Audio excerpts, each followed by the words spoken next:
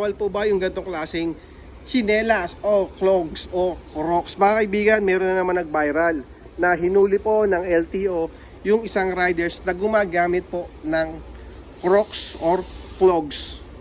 Kasi po mga kaibigan, sa totoo naman, kung pagbabasihan natin doon sa batas na nakalagay, ang nakalagay po dyan ay kung gagamit ka ng motorsiklo o bibiyahe ka, dapat po ang gagamitin nating sa pagbiyahe ay closed shoes. Closed shoes. So kapag po tinignan natin yung clogs o yung crocs, ito po ay lumalabas na sandals. Okay? So maraming mag-react dyan. Sigurado kami mag-react or meron din hindi maniniwala. Kasi nga, sabi nga nila, hindi sila hinuhuli kapag dumadaan sila sa mga checkpoint, kahit LTO.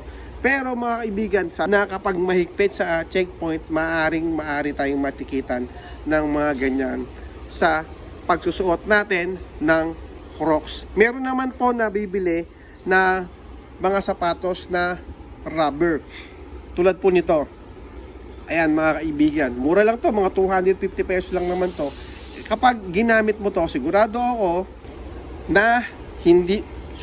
mga kaibigan na hindi ka mahuli, hindi ka matitikitan at hindi ka makakaroon ng violation. Kasi nga po, ito po ay sapatos talaga. Okay? Tamang-tama pa to, pang ulan, pang init, pwedeng pang medyas, pwedeng walang medyas. At ang kagandahan yan, napakamura lang ng ganitong klaseng sapatos. Kaya kung ako sa inyo mga kaibigan, mag-switch na tayo o magpalit na tayo sa mga ganitong klaseng sapatos. Alam naman natin na maghihigpit sila. Sabi nga nila, napakadami nilang nahuli ngayon. Nationwide crackdown, tuloy-tuloy po ang panguhuli at paninikit ng HPG, LTO sa mga merong violation.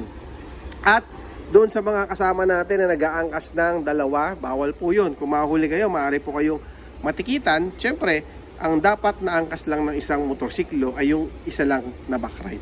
Paalala nga pala mga kaibigan na merong nahuli tayong tropa na gamit niya yung crocs o yung clogs na yung strap na doon pa sa likuran, nakastrap pa yun mga kaibigan.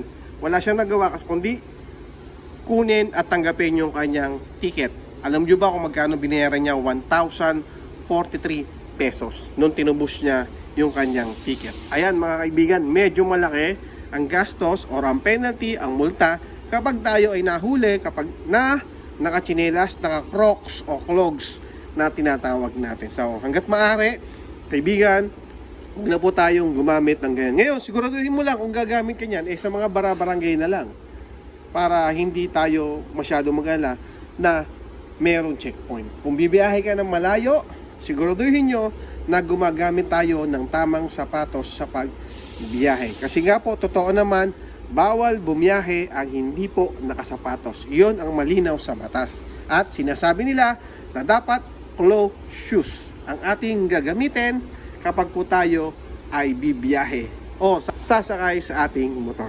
Okay? So yun lang, maraming salamat mga kaibigan and ingat po tayo palagi. Sana walang mahuli. Okay? Ingat po tayo palagi. Bye-bye. Thank you.